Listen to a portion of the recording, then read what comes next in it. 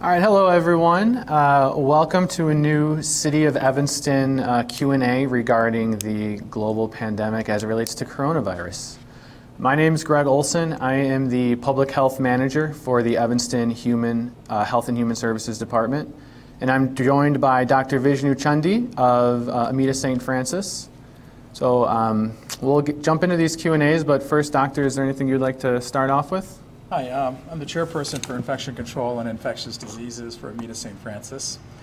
And a couple of, we've been, as infectious disease doctors, we've lived through the AIDS, HIV period, we've lived through SARS, we've lived through mad cow disease, H1N1, and a series of infections. This is clearly a game changer because it's such a pandemic, which we've been talking about in the infectious disease world for a long time.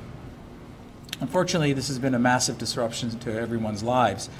And a couple of things I wanted to kind of like get squared away about transmission and how this is spread, because you see the so-called experts all over television talking, and then there's changing of what the official stances are. But we have pretty good data that this is mostly transmitted by about 20-30% is probably transmitted by droplets. A small percentage is transmitted by airborne, and that takes very specialized circumstances. And the majority afterwards is transmitted by your hands. And so the social distancing that's currently taking place is a very important way of prevention of transmission. Because this virus lives on surfaces for a long, long time. It's adjusted. It came from bats, and adjusted to living in the environment, so it survives on surfaces in front of you for about 96 hours. And it's a pretty hardy virus. But luckily, it's not like in a plume of dust that spreads around the whole room. It's basically within 3 to 6 feet of you. And so I wanted to try to get that out there so people aren't so afraid like this is Ebola. Mm-hmm. So I will stop there, Greg, and I think you have a question from Ed. All right, yeah, so let's get right into the questions. So as I mentioned, this question is from Ed. The question is, how many known cases does Evanston have right now? So currently, as of today, Evanston has 97 confirmed cases of COVID. And just to kind of put that in perspective and get a feel for our neighboring communities, to the north of us in Wilmette, they have about 45 confirmed cases, and that's data that was given to us from Cook County. Skokie has about 108 cases, and Chicago actually has 3,427 cases. Now, when you compare that to the state of Illinois, Chicago accounts for roughly 45% of the cases in Illinois currently. So in Illinois, we have 7,695 confirmed cases, and over the next couple weeks, we can expect to see those numbers continue to increase. Another follow-up question was, how does the city track the number of COVID cases?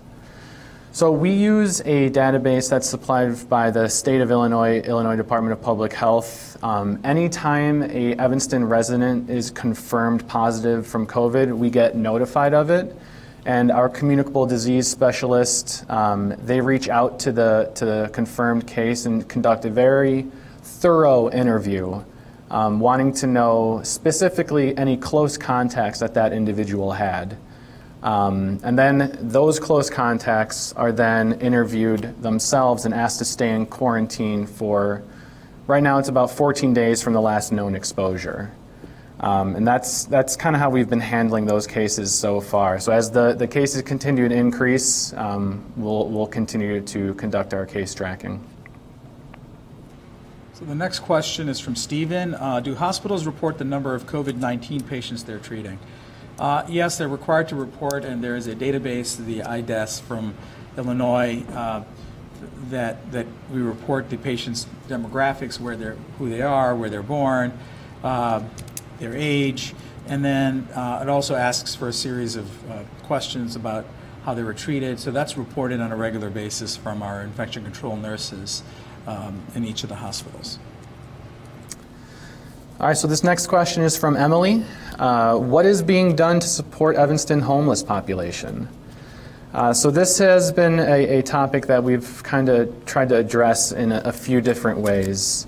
First of all, just the lack of housing contributes to a number of poor health outcomes. And one factor that can lead to those outcomes is not having access to hygiene or sanitation facilities. So one of the first things that the city did was to set up portable hand wash stations along with portable toilets strategically throughout the city, just to give the homeless population a way to sanitary and safely wash their hands while in public. And then what we are currently doing is we're working with a local organization and a local business to temporarily house the homeless. Since COVID is considered a community spread, being out in the community puts you at risk. So we're partnering with local organizations to temporarily house the homeless. The next question is from Ruth. Do healthcare workers have the equipment they need to be safe? The short answer is yes. The longer answer is that we don't have enough because the whole world is looking for this equipment. And most of the masks are made in China and other countries. And so the N95 masks that people talk about everywhere that are kind of like the new Apple Watch, I guess, as they came out, those basically remove 95% of the particles in the air. Those are short supply, and we're conserving them in hospitals by basically using the same N95 mask unless they get soiled from all day. Surgical masks are also in short supply from our suppliers, so we know there's a limited supply. So we're careful with the masks. Before we used to use them as single-use masks. Now we're using them most of the day. And eye shields are present. We all have those in the hospitals that we go to. Some of the stuff that you see all of the hullabaloo about where the federal government is releasing stock is real, because this is going to go on for months, not for days. And so there are going to be shortages, and we will have to work through it. And so currently there's enough to protect ourselves. In the future, remains to be seen. And just to piggyback on the PPE issue before we go to the next question, the state of Illinois is accepting donations of PPE, and so is the city of Evanston. So if you have PPEs that you'd like to donate, I just wanted to have you go to the City of Evanston COVID website. And on the left banner, there's a icon that says, "How can you help?" And if you click there, you'll be able to submit a form saying what PPE you have to donate. All right, so our next question comes from Christine. Christine says that, "I live in a condo building. If someone in my building is diagnosed with COVID-19, will residents be notified?" So when it comes to health information, it's kind of tricky to navigate when it comes to HIPAA regulations. Currently, the individual is not required to, basically they're just required to isolate at home. It's up to them if they want to give out that information. If they work as a healthcare worker, if they work as a sensitive occupation, they would notify their employer. But their first line of defense that they should do is to stay home and isolate for the designated period of time. So next question? Yes. So the next question is from Laura. It's an interesting question. Is it safe for my daughter to visit her boyfriend?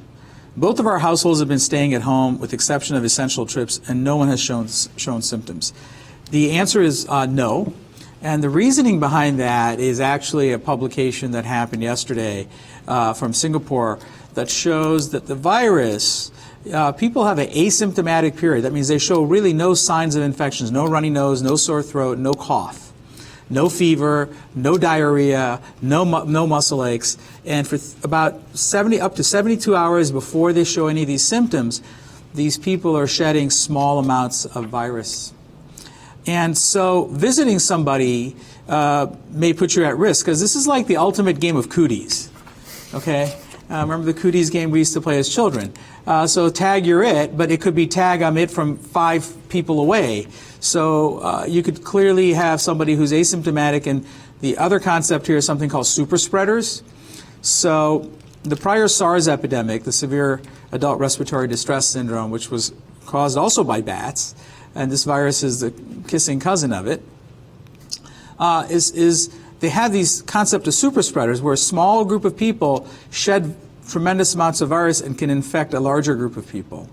And so that's why it's not particularly safe to go out and visit boyfriends, or the social distancing is really key to eliminating this. If somehow or another we could freeze the United States for 14 days, everybody in their place, without doing anything, this would go away in 14 days. And it's very difficult to do that because people need to eat groceries, people need to do stuff. But clearly social distancing is a cornerstone for this virus because we don't have a vaccine, we don't have treatment that is proven. People are throwing a lot of things at the wall and hoping something sticks to help our patients because it's desperate to watch people be really sick and when you have nothing. So social distancing is key in keeping yourself safe. Mm-hmm. So. All right, so our next question is, what is being done to support senior living and congregate communities? So long-term care facilities, congregate living communities, these are a high priority because there are potentials for the virus to spread quickly. We've been in frequent communication with our long-term care and congregate living facilities within Evanston. And our first step when we communicate is making sure that they have a plan in place on what to do specifically when they get either a single case or a cluster of cases. And we are also working with our long-term care facilities to identify any PPE shortages that they may have now or in the future, and how we can potentially supplement our supplies with them. And then another key issue going forward with long-term care facilities, congregate living facilities is the need of staffing. Some facilities are seeing a decrease in staffing numbers or staffing hours, and that's something that we're trying to keep an eye on to see how we can help out. And I know Governor Pritzker put out basically a plea on Twitter. I got it on my cell phone, emergency notifications, basically asking for help if you have any sort of medical background experience to volunteer your time to help us out during this pandemic. The next question is from Arindira. I hope I said it correctly. Are doctors who are pregnant or breastfeeding exempt from working with COVID patients? Great question. And the answer is no, for the short answer, but it varies from hospital to hospital. To date, there's no increased risk of getting sicker than a non-pregnant or a non-breastfeeding person from the data that we have. But clearly, if you just delivered, we don't expect you to work right afterwards. I do have several nurses who are pregnant who are continuing to work. So they aren't exempt from working with COVID-19 patients. All right, so this next question comes from Kandi. She says, I'm set to move from an apartment to a condo. Is it safe to move right now? Well, kind of as we talked about earlier, this virus is community spread. So when you go out into the public, when you leave your residence, when you leave your home, you want to follow the CDC guidelines. Whether or not you're moving to a new condo or you're going to buy groceries, you want to follow the CDC guidance of washing your hands often. As Doctor mentioned earlier, hand hygiene plays an incredibly important role. Even if you have a mask on, even if you have gloves on, when you take your gloves off, you still want to wash your hands, because sometimes when we have gloves or we have masks on, we feel like we're Superman and nothing can hurt us, but those aren't replacements for proper social distancing and hand washing. So another thing you can do while you're out in public is, try to avoid any sort of close contact. The key number here is the 6 feet distance from another individual as reasonably as possible as you can. And then just if you're sick, stay home. Maybe if you're sick during your move, I know those things are scheduled, but see if you can work something out so you're not traveling outside of your residence while you are sick. The next question is from Deborah. I watch my children while their parents are away, grandchildren while their parents are away. How can I assure we'll all be safe? And that's a very good question. You can assure they're going to be safe by social distancing in this until the community prevalence of the disease is low. Because if the grandkids play with other grandkids, again, going back to the same principle as the boyfriend visit with social distancing, they may have kids, and kids, interestingly, are not as affected as adults in COVID-19. The children have minimal symptoms and can be have a lot of virus shedding from their nose. And so basically, a runny nose in a child may infect grandma or grandpa and get them really, really sick. So social distancing is key here, and keeping 6-foot rules, which is very hard to do because kids want to play with other kids, and that's natural. And so that's one way. The other way is actually COVID-19 is not coronavirus. It's a coronavirus, which means it's got a crown-like feature. These viruses actually are cross-species. Several coronaviruses actually infect llamas, and there are coronaviruses in whales. There are all sorts of species that get infected by coronaviruses, and there are reports of this COVID-19 actually infecting dogs. And so you have to be careful with your puppy if there are people out there who may be having coronavirus, because your dog can get infected. I haven't seen reports of the dog transmitting it to people, but your pets may get infected. So for now, as hard as it is, let the grandchildren play by themselves and not interact with all the other children until we can say it's safe enough to do that. Yeah. Great. All right, so this next question is one that we've been receiving a lot of 311s, a lot of emails about, and it involves food accessibility. And what is the city doing to address food accessibility? So we've gone about this in a few different avenues. First, you may have seen the news releases that went out regarding our youth food distribution. And this has been continuing throughout the stay-at-home order. So just to give a little bit of specifics, so we've been partnering with the Evanston-Skokie School District 65 along with the Evanston High School District of 202 to provide youth with food distribution services. So this is geared towards youth ages 1 to 18. They can pick up free cold breakfasts and lunches every Monday from 1 p.m. to 4 p.m. Until further notice. And these locations are the Fleetwood Jourdain, the Robert Crown Center, Cayman Park, and also Mason Park. And there's no income restrictions. It's if you need a meal, you come and you grab it. It's a grab-and-go system. There won't be any meals eaten on site to make sure we are complying with Governor Pritzker's executive order. Another thing that we've been doing is working with our vulnerable seniors who are in need of money or to buy food, or they need food in general. So we've partnered with a local business to provide them food boxes of, I believe it's a chicken, potatoes, cooked vegetables, canned vegetables, a number of different items. And we had our first distribution site Wednesday. And depending on how things progress, this may be a program that we continue to go with in weeks forward. And then one last area that we're trying to address food accessibility is by creating a central document where residents can have a one-stop shop of what options are there being provided in the city. So we've been seeing, an outpouring of support from local businesses in providing free meals or discounted meals, and we want to make sure that this good work of these local businesses are getting out to the people who need them. Along with the local businesses, we have our local food pantries. So we want to work with our local food pantries in order to identify any needs that they have currently that may be hindering their ability to operate, whether it's volunteers, whether it's food, and we want to work with them and get them placed on this central document that we can then disperse to everyone. So I would just say look for that document coming up within the next week or so. So there'll be more options. This is a question from Brenda. How is COVID-19 different from tuberculosis? So tuberculosis is caused by a bacteria called Mycobacterium tuberculosis. So it's a bacteria. This is a virus.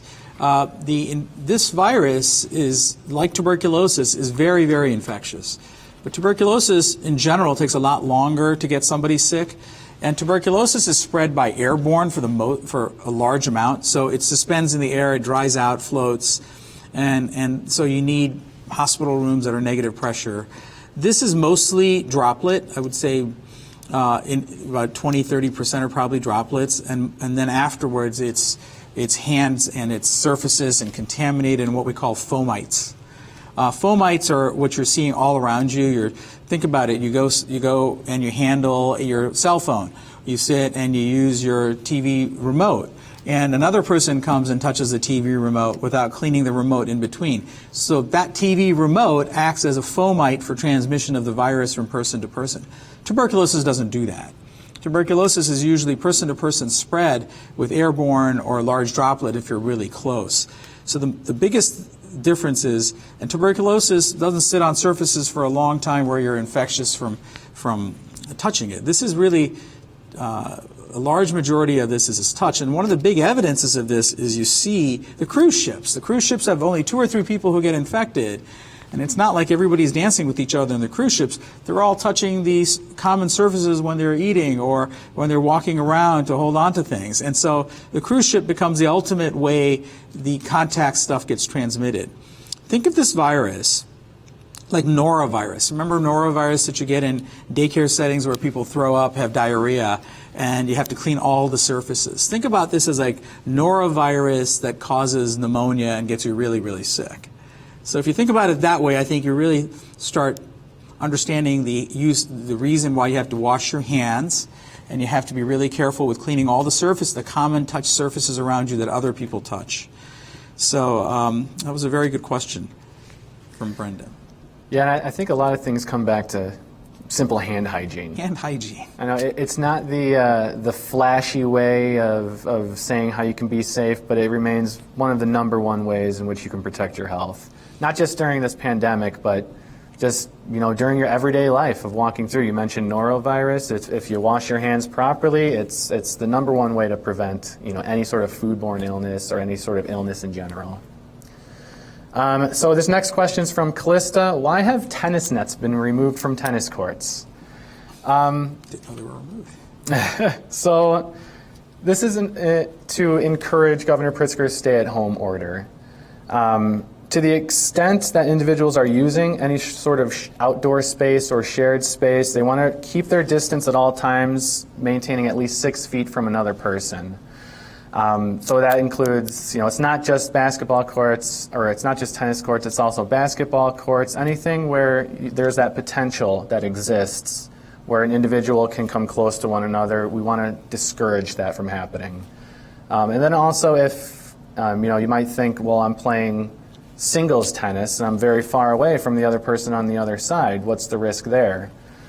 Well, what I would say is when you're working up a sweat, when you're exercising, people tend to sweat, they spit, and it's just, these are things that we want to try and discourage during this time. The next question is from Joe. We spend 3 months each year in Florida and have been sheltering in place for 3 weeks. Is it safe to drive back to Evanston? The difficulty with driving back to Evanston from Florida now is a bunch of states have shelter in place, and a lot of the hotels and everything else are difficult to get to. Plus, getting to a hotel itself and all of the common touch surfaces in the hotel put you at risk. And that's the real problem of trying to get back home to Evanston.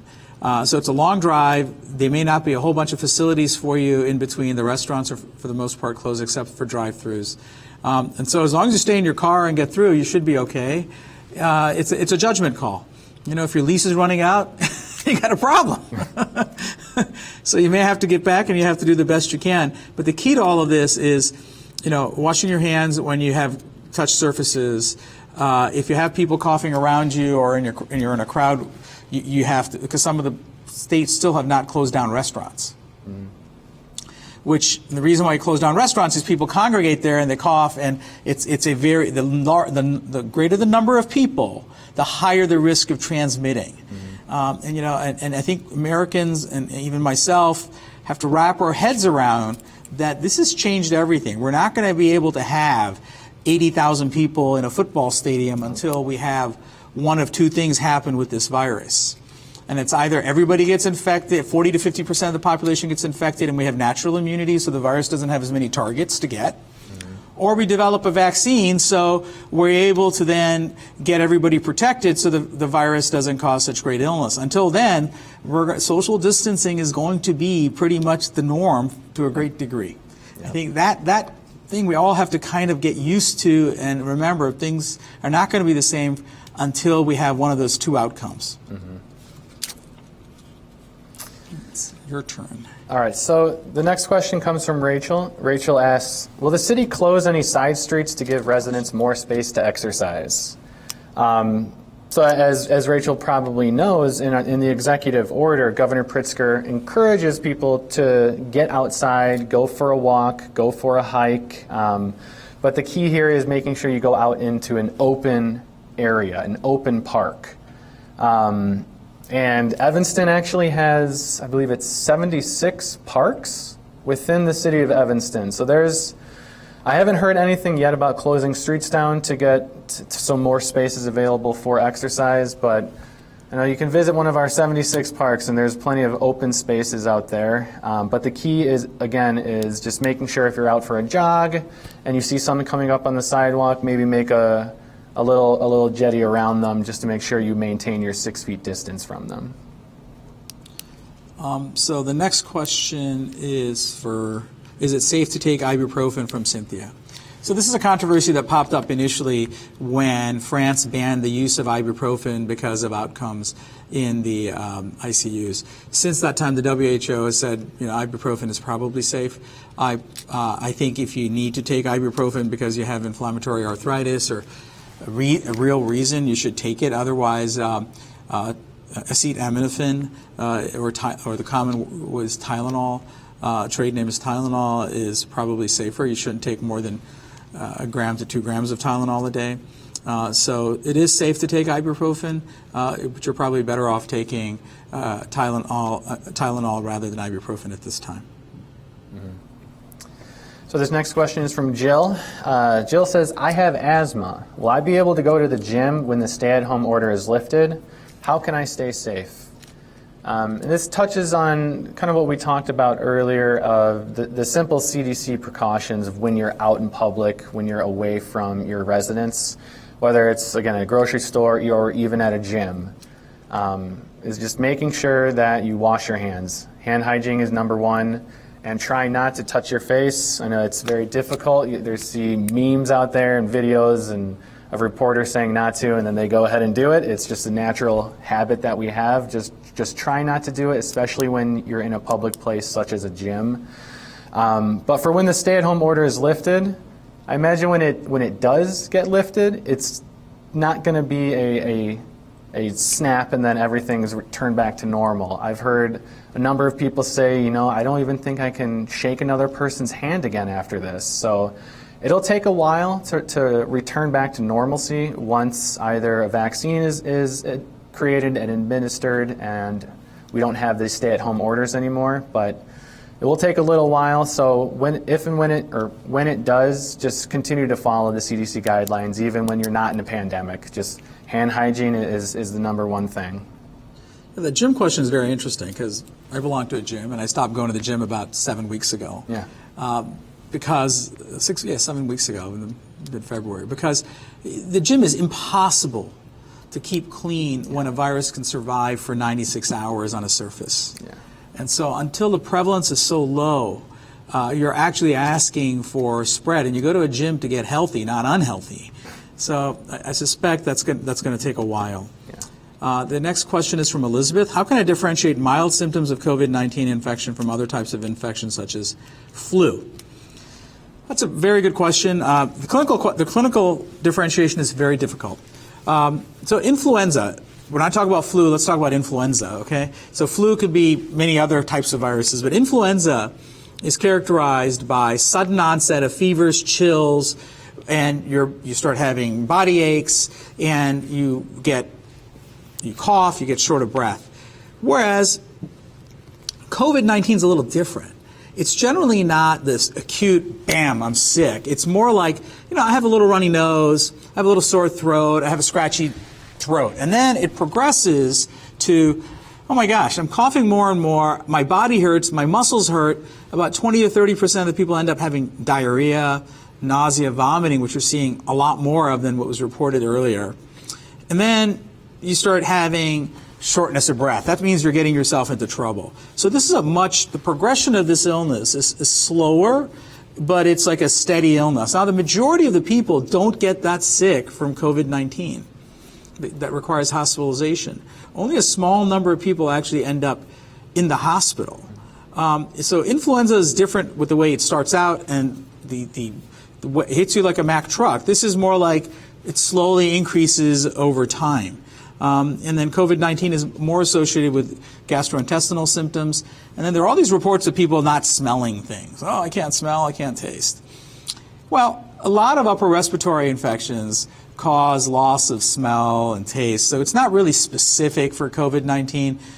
It's kind of a sexy thing out there for everyone to talk about, but it really doesn't help you differentiate. So it's a long-winded answer for what looks like an easy question, because it's hard to differentiate. Yeah.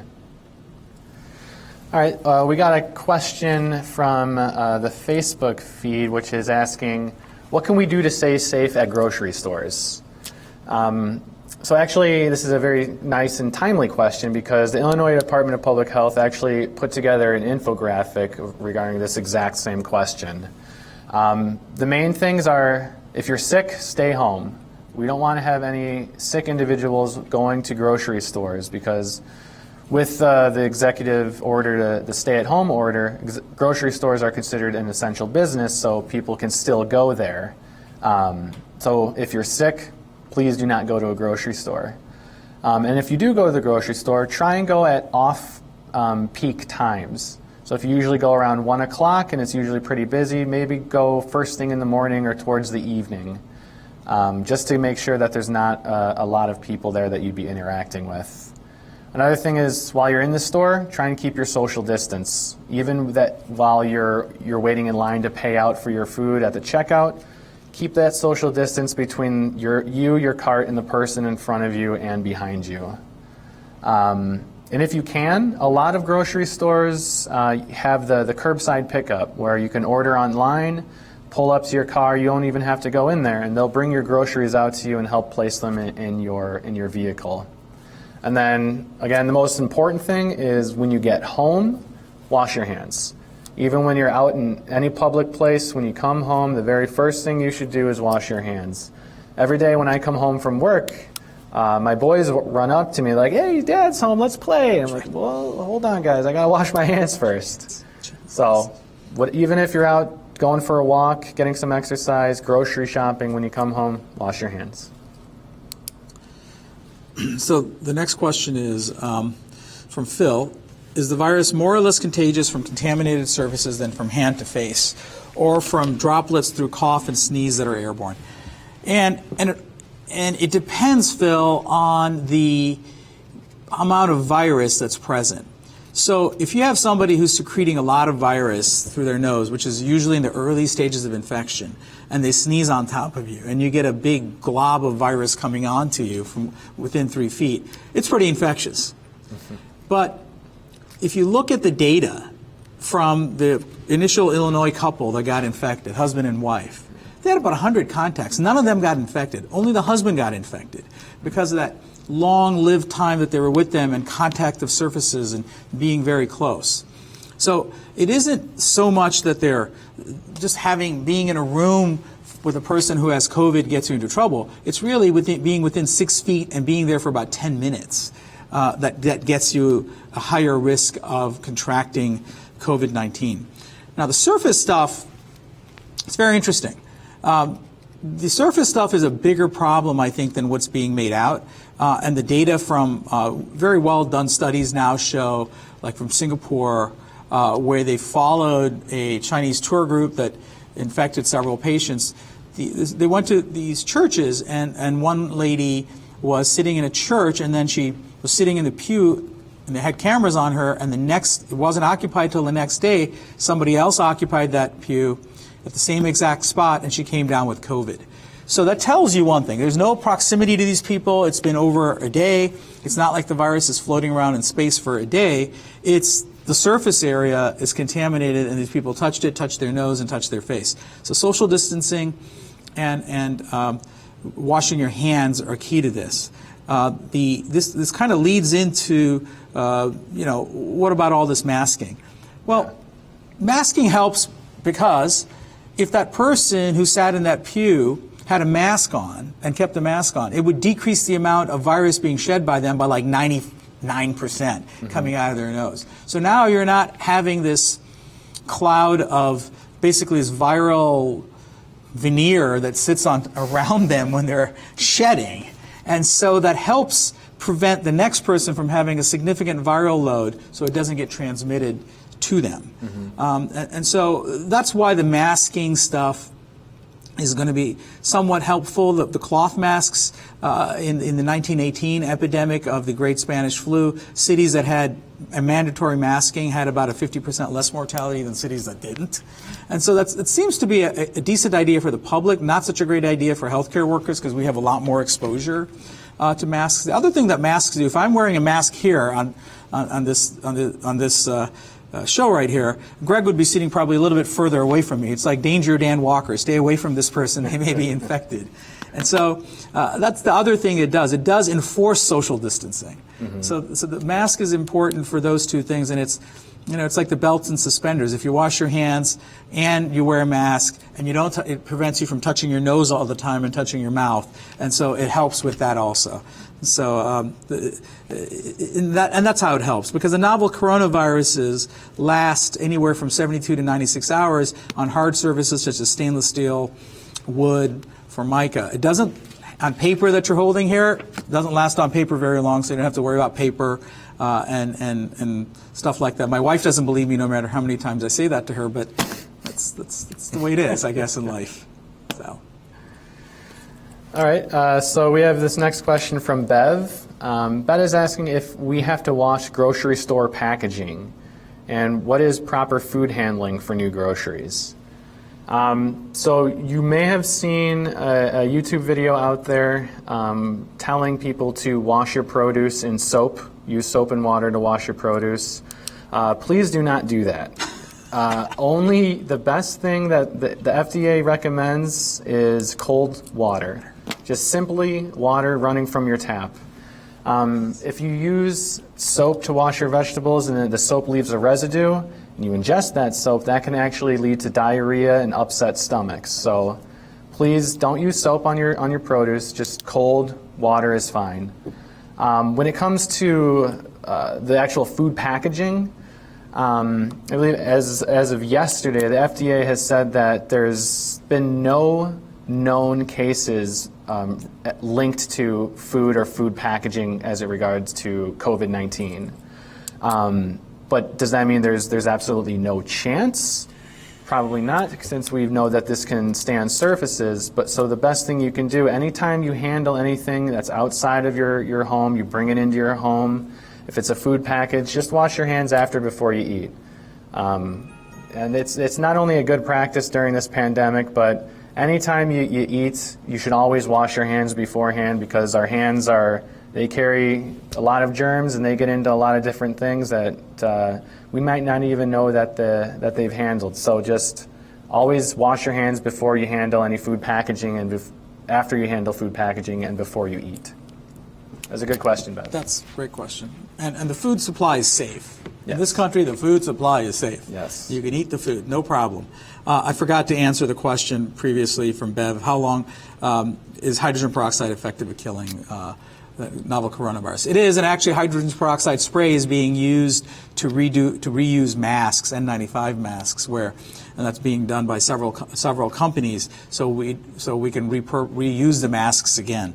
But I would not recommend hydrogen peroxide and everything. It's quite destructive. 70% isopropyl alcohol will kill it nicely. But don't waste good vodka on on the virus. As one of my nurses said, I'm getting vodka, putting it on there. So don't do that. And then the next question is, how many COVID? That's for you, Greg. How many COVID? Yeah, that's right. Tests?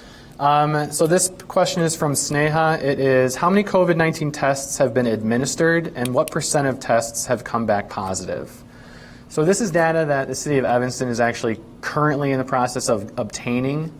We don't know currently at a local level for the City of Evanston residents. I know North Shore Hospital, they conduct tests. There's also a number of private labs that conduct tests. And all these results get funneled to the state of Illinois, the Illinois Department of Public Health. Right now, what we've been informed is that it can be done, but the manpower that they have is kind of geared towards other priorities. So I'm hoping that in a little bit we'll have more specific data, because that will give us a good indication of, basically the prevalence of it within our city, of who's getting tested and the rate of that. And there's a question from Sneha here. What is a process a patient should take to get a COVID-19 testing? The process is basically the test is reserved for people who are symptomatic. I know they've set up a testing center on Irving Park at the old vehicle where you test your vehicle before. And this morning when I was driving by, there was a line that snaked around for about a mile for people to get tested. So there's a lot. So testing is important. So testing is important because it lets you know how much disease you have and what's going on. But this testing for asymptomatic people, that should be done as part of a study rather than just everybody getting worried that they have COVID and getting tested.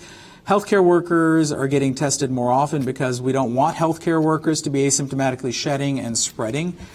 So we do have a lower threshold to do that. But for the worried well at home, I would not get tested just because, this allergy season, everybody's got dry eyes and they got a scratchy throat when they go out when the trees are budding. But that's different than having a febrile runny eyes and cough and shortness of breath. That person should get tested. So I would call the primary care doctor, and if you have those symptoms where it's more than just allergies, they will get you to a testing center. Because until there's a new test coming out, which is you basically can do it at home, and it's an antigen-based test. It's not based on what we're doing now, which is viral PCR. That test will turn around quickly, but it is not as sensitive as the PCR. Just because you have a negative test, it's not like a test is a test is a test is a test. You can have a negative test and still have COVID-19. And so it doesn't give you the ability to go around and start having a large gathering at your house because you all have negative tests, because that will again cause big issues. Mm-hmm. And so the process is, if you're symptomatic, you should contact your doctor. Once the home testing is available, I'm sure people will test themselves at home.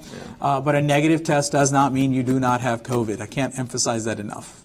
Yeah, and also a negative test doesn't mean you can't develop COVID later on. Again, that's the second issue. So, because the incubation period for COVID-19 is, the max is 14 days right now. And if you get a test at day 6 and it says you're negative, you still have those 8 days to potentially develop symptoms if you've been exposed already to a confirmed case. So our next question is from Maya, and this question is, does the city have designated quarantine sites? So we have been working with a local business to designate rooms for individuals who have to either self-isolate or quarantine, but they can't do so at home. Right now we have a number of individuals who are either cases themselves or they're close contacts of a case and need to be in quarantine. We haven't had any as of yesterday who had to quarantine or self-isolate somewhere other than their home, but we do have that available. So if a situation comes up where, it's a mother who has COVID and she has a family that they only have one bathroom, so she wouldn't be able to isolate at her home. We do have those other facilities available when needed. But, the first option should always be to try and isolate at your house. Or if possible, if you have a relative who has, a basement with a bedroom, its own entrance, and a bathroom, that would be a great option as well. So that's a good question. Thank you, Maya. There's a question from Facebook Live. What is the current recommendations for wearing masks? Who should wear a mask in public? And the answer is it's changing. The CDC has put out some statements out there, and I know as a public health official you have to follow the CDC, but they're talking about scarves and all sorts of things. And wearing something around your face when there's a high prevalence in the community is probably better than wearing nothing in case someone's coughing around you. But for the most part, the problem with wearing masks is people handle their masks. They wear them like chin warmers. They put it on top of their heads. And they do all sorts of things. But wearing a mask in public will, like we talked about earlier, show that people that you're going to increase your social distancing, decrease the amount of touching of the masks. The problem with cotton masks is they get wet.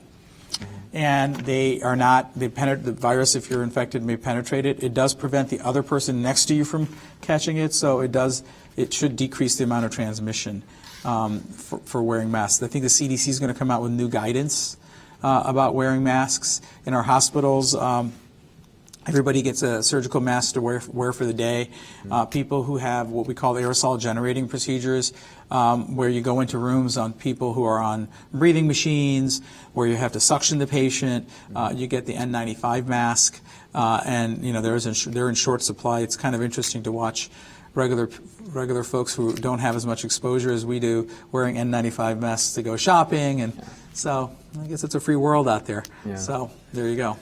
And one explanation that I have found that helps residents who are requesting masks are that it's important to know that masks for residents, it's more of a source control. So it may not protect you as well as an N95 mask of incoming, but it's designed for if you're asymptomatic and you begin coughing, it's to protect the individuals around you as a source control.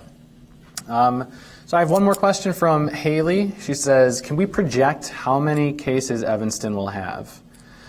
So this is a good question. This is like the $1 million question. How bad is this going to be? When is it going to last? And when will life return to normal? There's a number of different models out there that have differing peaks. Obviously the main thing we're trying to do now is, everyone's heard by now, is flatten the curve. We want to do what we can with social distancing so we don't overwhelm the healthcare system. One of the models that, I can't remember the name of the model, but it says within the next couple weeks, within the next 2 or 3 weeks, that's when we can expect to see a peak in Illinois. So we're gearing up on the health side to have more individuals available to conduct the thorough case interviews, along with more individuals to help out with close contacts. And we also have set up a volunteer initiative for the city of Evanston. So I know one of the times, anytime you have a disaster or you have any sort of situation like this, there's always people who want to reach out to help. And this incident is no exception. We've received emails, phone calls of people saying, how can I help? So we're in the process of creating tasks right now that these volunteers can do, along with gearing up internally to be able to handle the peak that's expected to come within the next 2 or 3 weeks. But there's a lot of models out there, so if you're interested, you can feel free to. I think Bill and Melinda Gates have a model. You can Google and kind of input some parameters, and you can play around with it and see how it pans out. This question is also from Haley. Do we know how many healthcare workers are infected? In other countries, they publish data. China has several thousand, almost 3,000 healthcare workers that were infected, and multiple deaths.